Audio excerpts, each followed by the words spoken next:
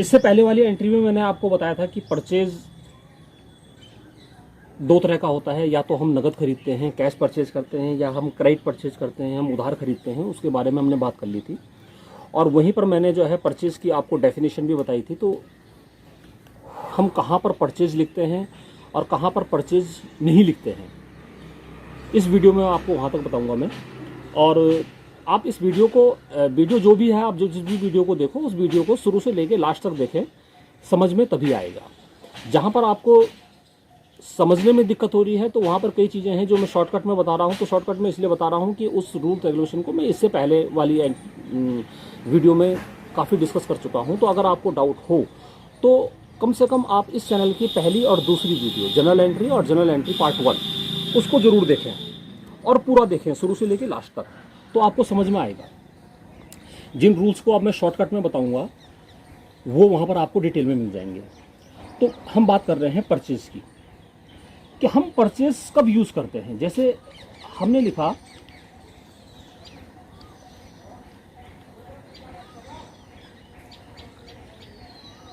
Goods purchase for cash, नगद माल खरीदा, ₹10,000, 10,000 रुपये का हमने नगद माल खरीदा। तो यहाँ पर हम ये मानते हैं कि हमने परचेज किया है, तो एक हम परचेज लेते हैं, एक हम कैश लेते हैं। परचेज को डेबिट और क्रेडिट हम कैसे करते हैं वो मैं डिटेल में आपको बता चुका। ऐसे ही हम अगर लिखते हैं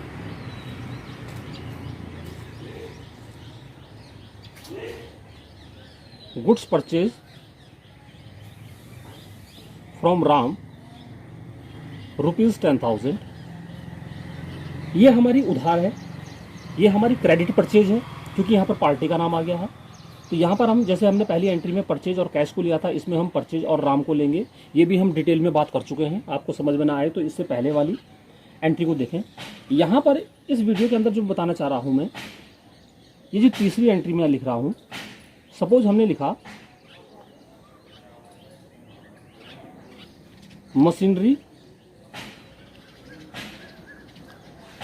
परचेज फ्रॉम हरी से मशीनरी खरीदी। यहां पर दो अकाउंट कौन से लेंगे? देखो, एक अकाउंट तो हमें साफ दिखाई दे रहा है कि हमें हरी लेना है क्योंकि हरी पर्सनल अकाउंट है, हम डिटेल में बात कर चुके हैं। हरी पर्सनल अकाउंट है। पर्सनल अकाउंट का रूल कहता है क्या? Debit the receiver and credit the giver. जो रिसीव करने वाला है, जो प्राप्त करने वाला है, उसको हम डेबिट करते हैं और जो देने वाला है, जो गिवर है, उसको हम क्रेडिट करते हैं। 3 स्टेप मैंने आपको बताए। पहला स्टेप, हम जिसकी हम जनरल एंट्री कर रहे हैं, हम उसमें से छाटेंगे हमें कौन कौन से वर्ड चाहिए। तो हमने इसमें से हरी को लिया। हरी पर्सनल अकाउंट है, पर्सनल, रियल, नॉमिनल, ये हम डिटेल में बात कर चुके हैं। दूसरा काम है हम उस अकाउंट का नेचर लिखें। तीसरा है उसके रूल्स लिखें और रूल लिखने के बाद हम हरी को और रूल को आपस में कंपेयर करें। मशीनरी परचेज फ्रॉम हरी, हरी से माल खरीदा। किसने खरीदा?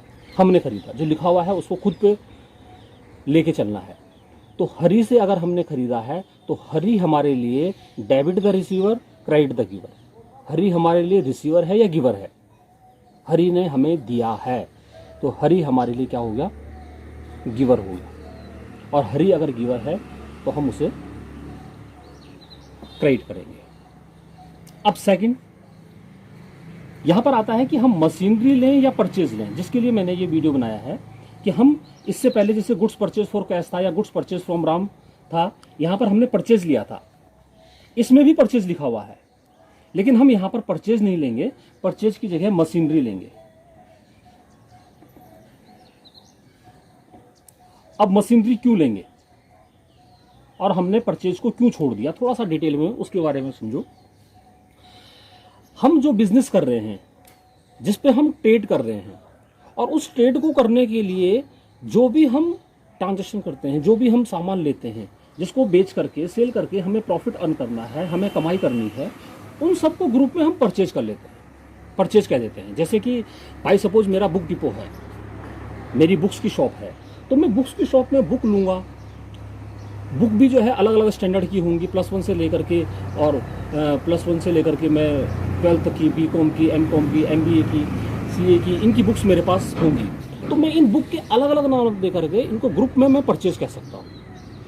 या अगर मेरा क्लॉथ शॉप है, मैंने टेरिकॉट लिया, टेरिकॉट लिया, पैंट ली, जींस ली, कॉटन ली, जो भी मैं कपड़े ले रहा हूँ, वो कपड़े क्यों ले रहा हूँ? वो सारा गुड्स मैं इसलिए ले रहा हूँ कि उनको बेच करके मुझे प्रॉफिट अर्न करना है। तो आप जिस नेचर का बिजनेस कर रहे हैं और उस बिजनेस को करने के लिए आप जो भी सामान खरीद रहे हो, जिसको बेच करके आपको प्रॉफिट अर्न करना है, उसको हम परचेज कहते हैं।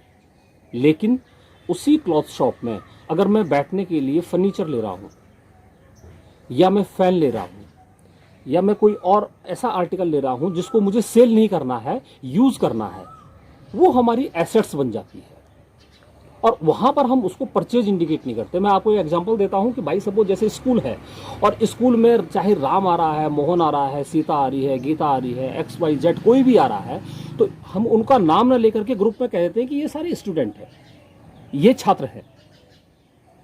तो ग्रुप में जो हमने नाम दे दिया कि स्कूल में जो पढ़ने आ रहा है उसको हम स्टूडेंट कहेंगे, उसको हम छात्र कहेंगे। ऐसे ही हम माल बेचने के लिए जो भी सामान खरीदेंगे, जो भी हम आर्टिकल लेंगे, उसको हम परचेज कहते हैं। ये ग्रुप में नाम हो गया। लेकिन उसी स्कूल में बाई सपोज कोई गार्जियन आ रहा है तो हम वहाँ पर जो है उनको ग्रुप में गार्जियन के नाम दे देते हैं। ऐसे ही बिजनेस में उसको हम स्टूडेंट नहीं कहते। ऐसे ही बिजनेस में अगर कोई सामान हम इसलिए ले रहे हैं कि हमने उसको सेल नहीं करना है, तो हम उसको परचेज ना लेकर के, पर वहाँ पर परचेज को हम इग्नोर कर देंगे और मशीनरी लेंगे। मशीनरी रियल अकाउंट है और रियल अकाउंट का रूल है debit what comes in and credit what goes out. जो भी बिजनेस में, व्यापार में जो भी आ रहा है उसको डेबिट, और जो भी व्यापार से जा रहा है वो क्रेडिट। अब मशीनरी परचेज फ्रॉम हरी, हमने हरी से मशीन खरीदी। खुद के ऊपर लेके चलो कि हमने खरीदी है, तो इसको और इसको कंपेयर करना है इस लाइन को पढ़ के, मशीनरी परचेज फ्रॉम हरी। तो मशीनरी बिजनेस में आ रही है या जा रही है?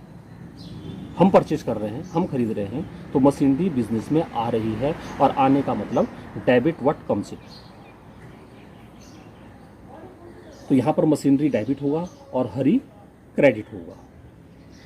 तो हमारा परचेज के जो एंट्री थी, अगर आप पहली एंट्री से लेकर के और ये एंट्री जो मैंने यहाँ पर बताई है, यहाँ तक परचेज के बारे में काफ़ी हद तक हमारा कॉन्सेप्ट क्लियर हो गया। नॉर्मली हम या तो नकद खरीदेंगे या उधार खरीदेंगे, या हम कोई प्रॉपर्टी खरीदेंगे, कोई एसेट्स हम खरीदेंगे। तो कोई हम एसेट्स खरीदते हैं तब क्या एंट्री करते हैं, हम कोई नकद खरीदते हैं तब क्या एंट्री करेंगे, और हम कोई उधार खरीदेंगे तब क्या एंट्री करते हैं। और एंट्री करने से भी पहले जो है इनकी पहचान क्या है, इनको पहचानेंगे कैसे कि ये नगद खरीदा है, ये उधार खरीदा है, और ये हमारी खरीद तो है लेकिन हम इसको परचेज नहीं कहते हैं, डायरेक्ट इस एसेट्स का नाम लिखते हैं।